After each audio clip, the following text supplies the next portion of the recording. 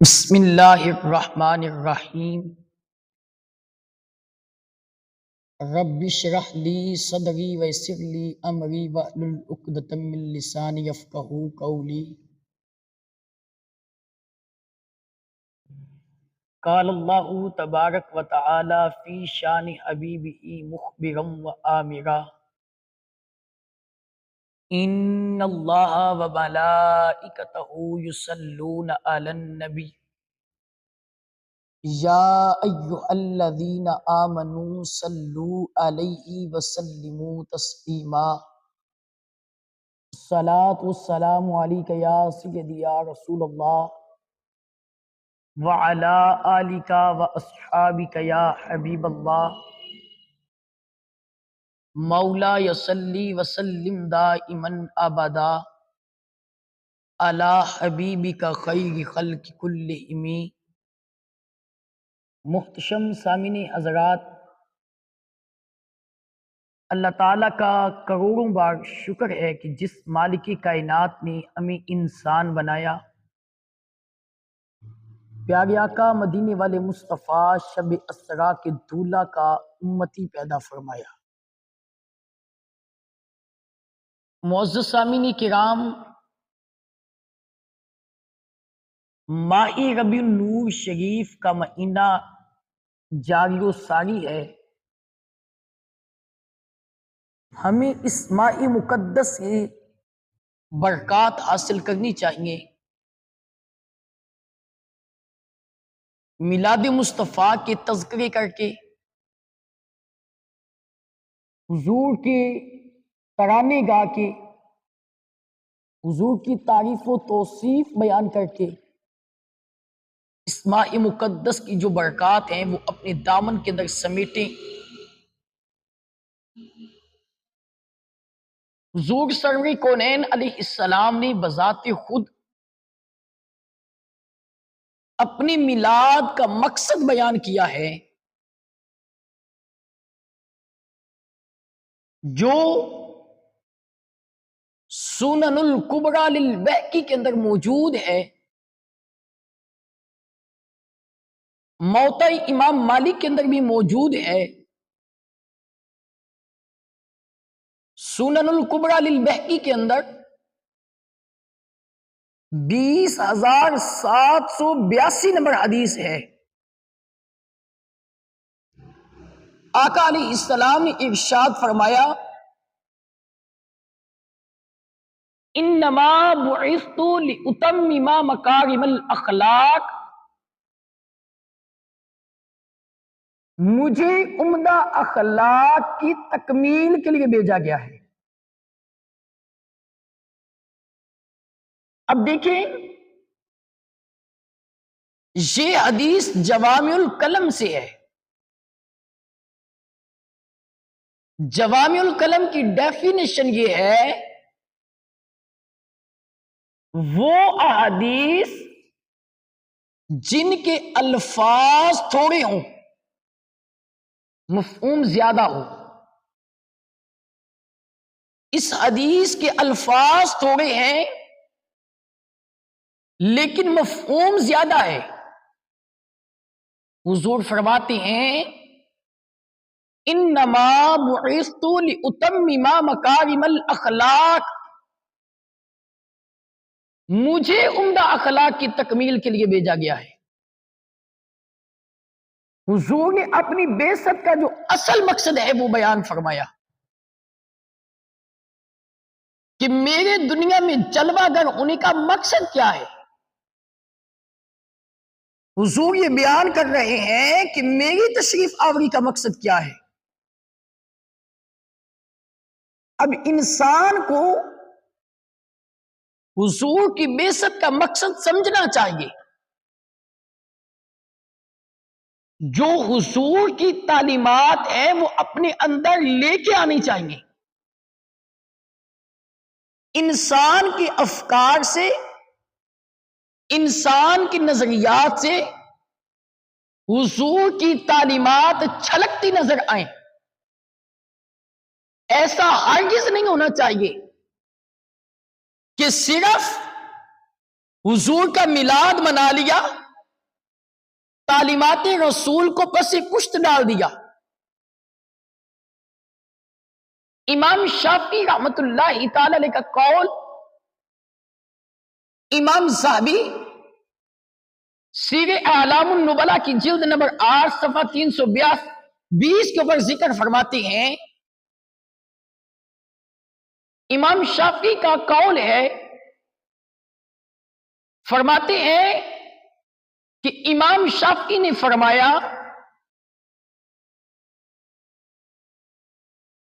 اختلافات کو پیش نظر نہیں رکھنا چاہیے،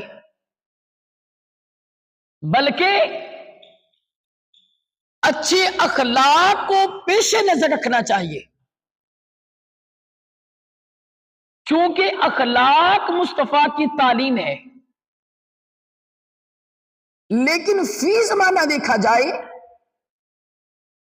انسان نے اخلاق کو مقدم رکھا نہیں، بلکہ اختلاف کو مقدم رکھا ہے۔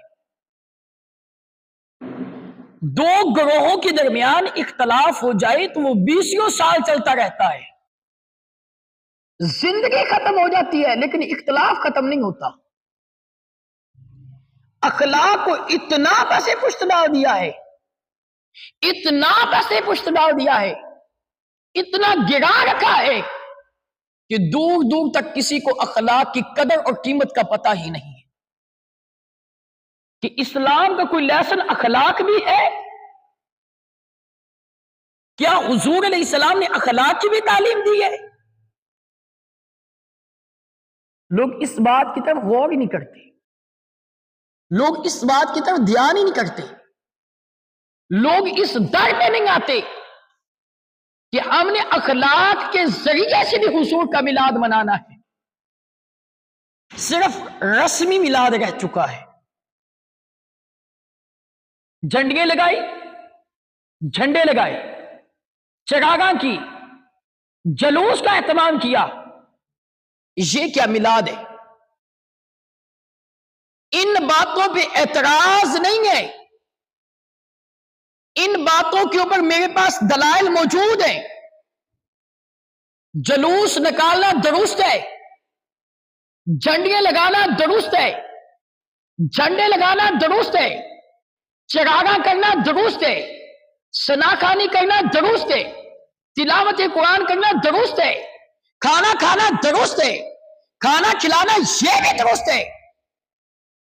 اس کو میں غلط نہیں کہہ رہا، بات یہ کر رہا ہوں کہ ان کاموں کے ساتھ ساتھ جو اخلاق کے بارے میں حضور نے تعلیم عطا کی ہے اس کو پیش نظر رکھا جائے، اس کو پس پشت نہ ڈالا جائے، اس کو گرا نہ لایا جائے، بلکہ اس کو مقدم رکھا جائے۔ آئیے اس کی چند مثالیں پیش کرتا ہوں۔ اخلاق کیا ہے؟ میرے کریم آقا دو جہاں صلی اللہ علیہ وآلہ وسلم نے والدین کی عزت تکریم کا درس دیا ہے۔ حضور علیہ السلام نے بزرگوں کے ساتھ حسن سلوک سے پیش آنے کا درس دیا ہے، لیکن آج فی زمانہ نہ تو والدین کی عزت، نہ بزرگوں سے حسن سلوک۔ ان باتوں کو انسان بھول چکا ہے۔ وفا کا عالم تو یہ ہے کہ جی کہہ کے پکارا جائے، آپ کہہ کے پکارا جائے۔ فی زمانہ لوگ تو کہہ کے پکارتے ہیں۔ ادب تو یہ ہے کہ لفظ آپ کو مسمن کیا جائے، لفظ جی سے کہہ کے پکارا جائے۔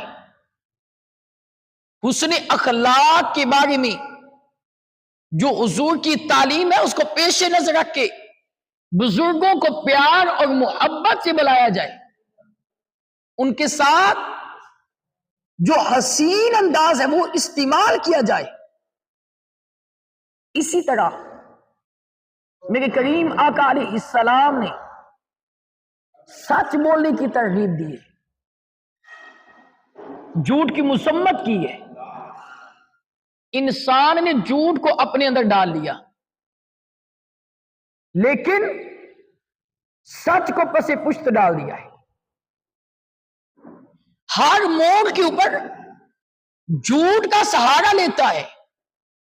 انسان دکانداری کرے تو جھوٹ، کسی سے بات چیت کرے تو جھوٹ، کسی سے لین دین ہو تو جھوٹ، ہر معاملے کے اندر انسان نے جھوٹ کو مقدم رکھا ہے، سچ کو مؤخر کر دیا ہے۔ حالانکہ حضور کی تعلیم کیا ہے؟ سچ کو حضور نے اپنا کے سچ کی تعلیم دی ہے،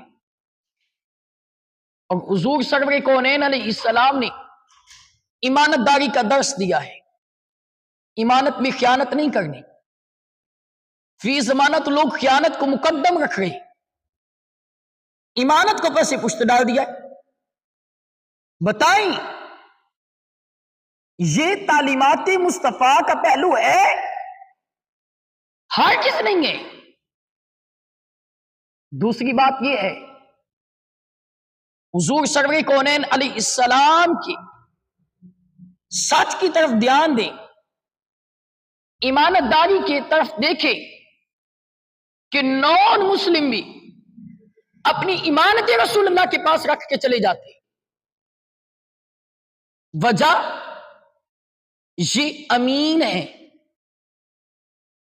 آج امانت کا وصف ختم ہو چکا ہے، دور دور جا کے کہیں نظر آتا ہے۔ سامعین محتشم، ان باتوں سے گریز کیا جائے کہ ہم نے خیانت کو اپنانا نہیں، سچ کو اپنانا ہے۔ دھوکہ نہیں اپنانا، فراڈ نہیں لگانا، غیبت نہیں کرنی، چغلی نہیں کرنی، حسد نہیں کرنا، تکبر نہیں کرنا، کیونکہ یہ سب کام حرام ہے۔ اسلام نے اس کی مذمت کی ہے۔ سچ کو اپنائیں، سچ کی طرف توجہ کریں، سچ کی طرف دھیان دیں، امانت داری کے دامن کو مضبوطی سے پکڑ لیں، مضبوطی سے تھام لیں۔ سامعین محتشم، حضور سرور کونین علیہ السلام کی احادیث کا مطالعہ کیا جائے تو میرے کریم آقا علیہ السلام نے اس بات کا بھی درس دیا ہے کہ کسی کا مذاق نہیں اڑانا۔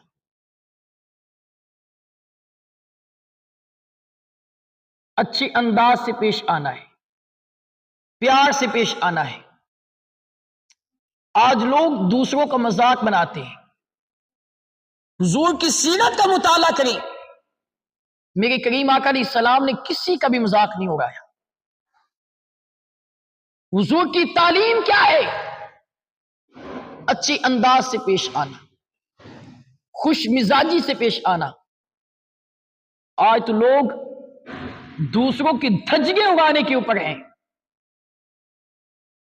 یاد رکھنا، دھجیاں اڑانا یہ حضور کی تعلیم نہیں ہے۔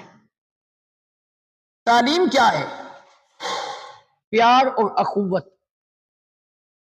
سامعین محترم، حضور نے وعدے کو وفا کرنے کا درس دیا ہے۔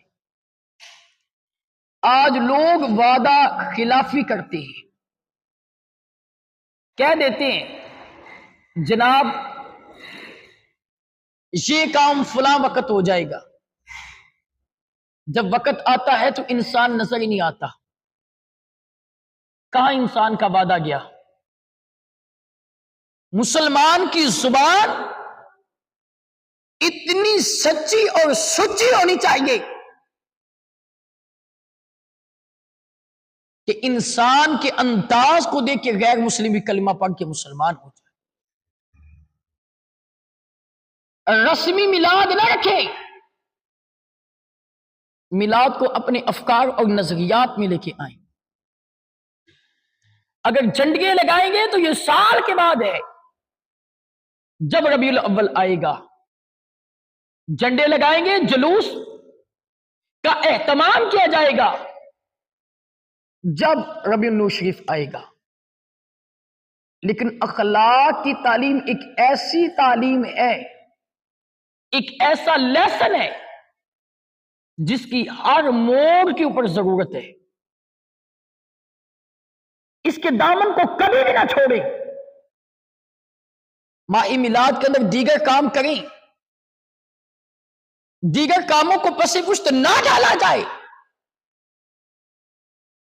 بلکہ اس کام کو بھی نہ بھولا جائے۔ ہونا تو یہ چاہیے۔ اللہ تعالیٰ سے دعا ہے، خالق کی کائنات ہمیں اخلاق کو یاد رکھنے کی توفیق مرحمت فرمائے۔